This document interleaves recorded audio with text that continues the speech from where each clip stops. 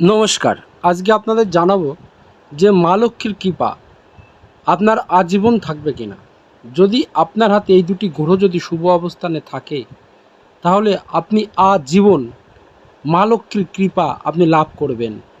আপনার সংসারে অর্থ ও ধন সম্পত্তি প্রাচুর্য সর্বদা ঘটবে।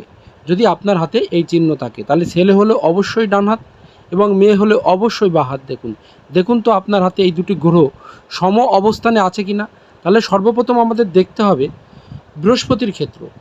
বৃহস্পতির যদি গ্রহটি যদি উঁচু থাকে এবং পাশাপাশি যদি রবির ক্ষেত্রটিও যদি আপনাদের উঁচু থাকে, এই দুটি আঙুলের নিচে যে দুটি গ্রহ অবস্থান করে বা যে মাংসল অবস্থান করে সেটা যদি সম আকৃতি থাকে, তাহলে আপনার আজীবন মা লক্ষ্মীর কৃপা আপনি লাভ করবেন। ধন সম্পত্তি অর্থ এগুলি আপনার জীবনে ঘটবে।